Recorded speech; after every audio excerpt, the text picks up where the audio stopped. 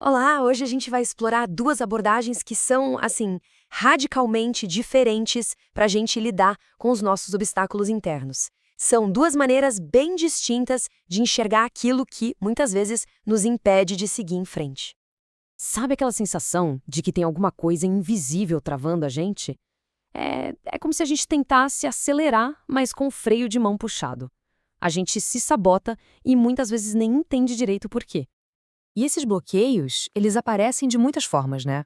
Pode ser aquela vontade de comer que não passa, os problemas financeiros que se repetem sem explicação, um medo de dar certo, de ter sucesso, ou até aquela vozinha interna que não para de criticar. No fundo, tudo isso é sintoma de algum conflito interno mais profundo. Para a gente conseguir entender melhor esse território, vamos pensar numa analogia. É como se a gente tivesse dois mapas diferentes para uma mesma paisagem, a nossa paisagem interior. E cada um desses mapas vai oferecer um caminho, uma explicação e uma solução totalmente diferente. Ok, vamos mergulhar no nosso primeiro mapa. A visão aqui é que esses problemas não são uma falha de caráter ou algo do tipo, não. Eles são vistos como uma perturbação no sistema de energia do nosso corpo. Essa aqui é a base de tudo na EFT, também conhecido como tapping. A ideia principal é que sentimentos como ansiedade, raiva, medo, eles não estão só na cabeça. Eles seriam, na verdade, o resultado de um tipo de curto-circuito no fluxo de energia do corpo. Olha que interessante a analogia que o criador do EFT, o Gary Craig, usa. É como as pilhas numa lanterna. Se a gente coloca as pilhas do lado errado, a energia simplesmente não flui. Da mesma forma, existe um fenômeno que ele chama de reversão psicológica, que faria nosso sistema de energia resistir à melhora. É como se uma parte nossa, sem a gente perceber, trabalhasse contra a própria cura.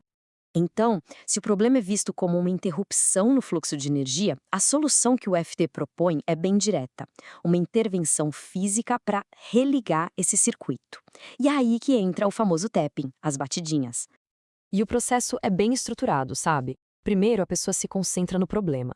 Depois, enquanto repete uma frase para manter o foco, ela dá essas batidinhas leves em pontos de acupressão.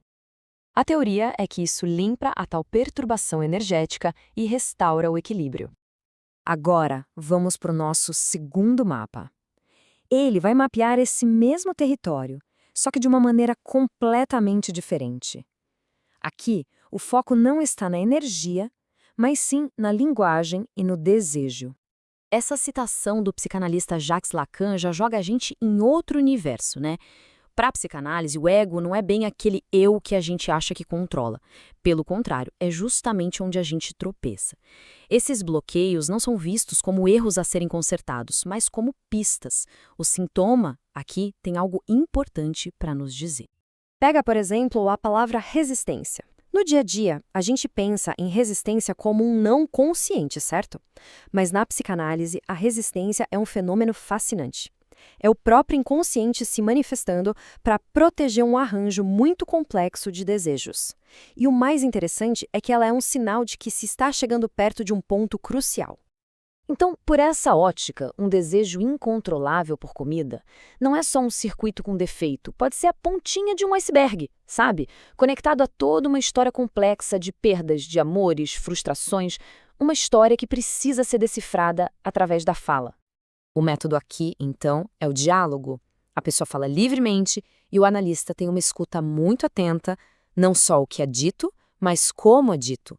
Nas pausas, nos tropeços da fala, nos atos falhos. O objetivo aqui não é só apagar o sintoma, mas sim desvendar a história que ele está contando. Bom, agora que a gente já explorou os dois mapas, vamos colocar um do lado do outro. Assim fica mais fácil enxergar as diferenças e as semelhanças de uma forma bem clara. E aqui o contraste fica gritante, né? O FT define o problema como algo energético e usa uma abordagem que vai, digamos, de baixo para cima, do corpo para a mente. Já a psicanálise vê a questão na linguagem, no desejo, e usa um caminho de cima para baixo, da fala para o inconsciente. Um busca consertar, o outro busca interpretar. E isso leva a gente a uma pergunta bem interessante. Com abordagens tão opostas, será que os dois caminhos podem levar a algum tipo de alívio? Ou eles nos levam a destinos completamente diferentes? Fica a reflexão. No fim das contas, a escolha entre esses mapas acaba sendo uma questão de perspectiva pessoal sobre o que é ser humano e o que significa se curar. A forma como a gente enxerga nossos próprios bloqueios acaba definindo a ferramenta que a gente vai procurar, não é? Se vemos um problema como uma falha mecânica, a gente busca uma ferramenta para consertar. Agora, se a gente vê como um mistério, procuramos uma chave para decifrá-lo. E essa é a grande questão que fica. A superação dos nossos problemas tem a ver com consertar um sistema que deu defeito ou com entender uma história? A gente busca reparar uma máquina ou compreender a narrativa complexa e fascinante que nos faz ser quem somos? A resposta provavelmente não é a mesma para todo mundo, nem para todos os momentos da vida. Obrigado por acompanhar essa análise até aqui.